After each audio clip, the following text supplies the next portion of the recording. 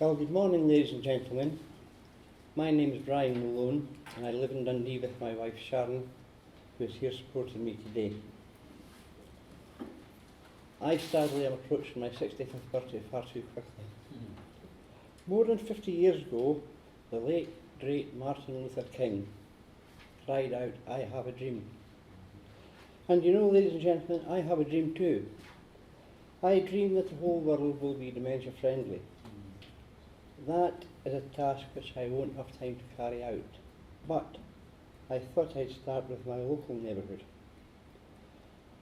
Almost 5 years ago, I was diagnosed with mixed Lewy body and vascular dementia. I remain in the early stages of the disease.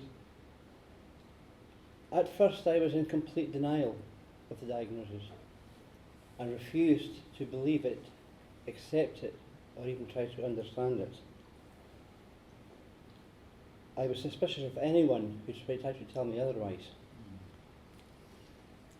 At that time, I felt myself falling into a deep, dark place, a frightening place, and I've heard this place described before by people with dementia. I tried and tried to crawl out, and every time I got near the exit, I went back in.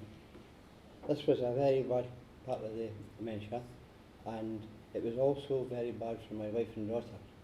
They actually call it the lost year, where I never had them and they never had me, it was someone else.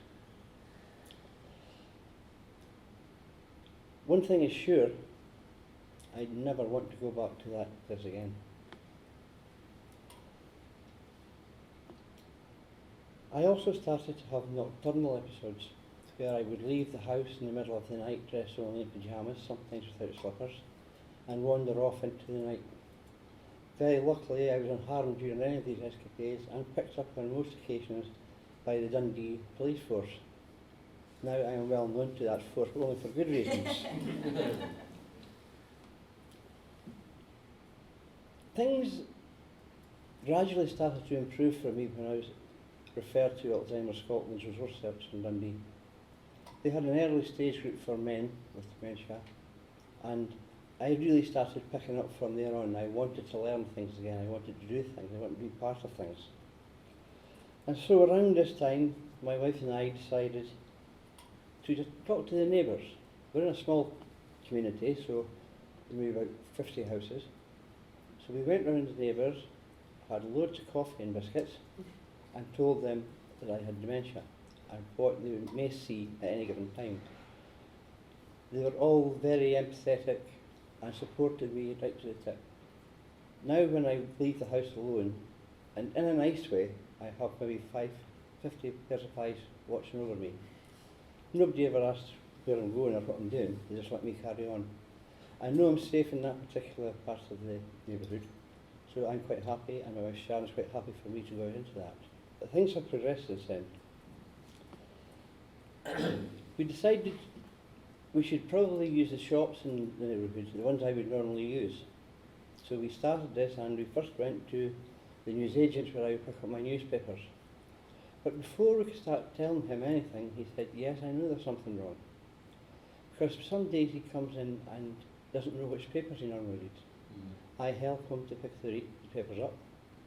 He says, and then I ask him for £2.40, £2.50, and he pulls out both pockets and a handful of money and lets me take what I owed. He says, "I don't know anyone else who does this, I knew there was something wrong." And so we explained to him things like that could happen, and it was he prepared to be one of my friends within this community. He readily agreed, and I go there daily now and I have a chat with him. Sometimes I do get a bit flummoxed to what I'm picking up, but he's always there to help me, he's an absolute gentleman. The hairdresser. I've been going to the same hairdresser in the community for about 15 years. And when Sharon and I went in to talk to the hairdressers, Michelle, the owner of the shop, said, "You know, I wonder, because for the last 4 or 5 years he hasn't been mentioning my name. He always called me Michelle. He seems to have forgotten that." And there was times I'd been in for a haircut and never had any money. It's called getting thick in Dundee. So, We were beginning to hear similar accounts wherever we went. The post office.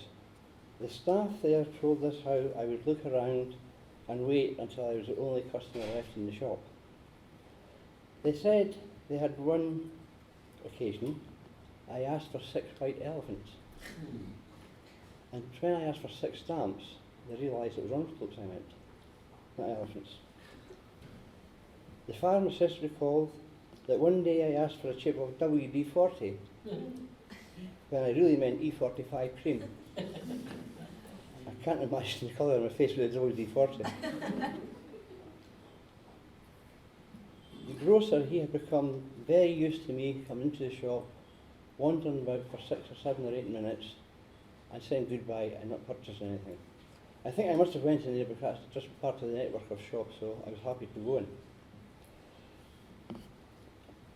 Sharon and I both agreed that we should include the emergency services.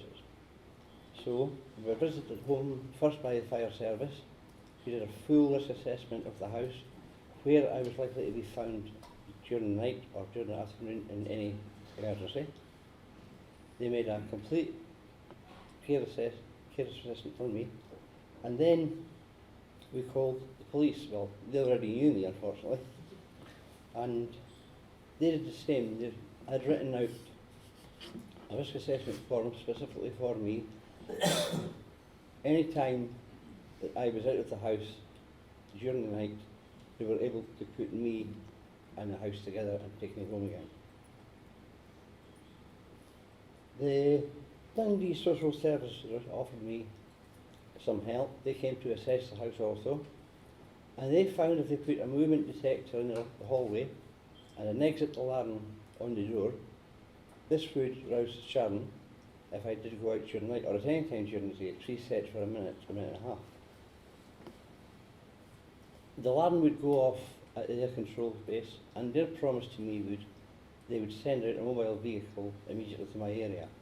So hopefully they would find me before the police. So ladies and gentlemen, this is my dementia friends in the neighbourhood. And if I could get your attention just for one more minute, I'd like to thank various people who have carried me through this 5 years.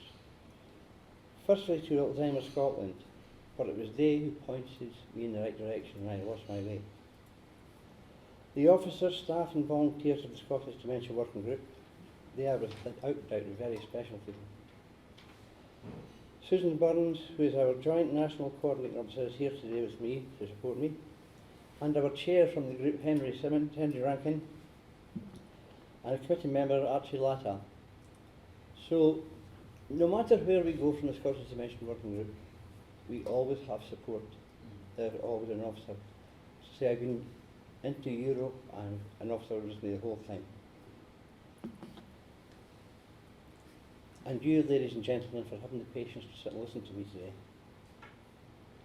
And last but certainly not least, my wife Sharon. She makes me feel special and laughs with me during the good times. But she gives me her shoulder to cry on in the bad times. Yes, ladies and gentlemen, I do have a dream. Thank you.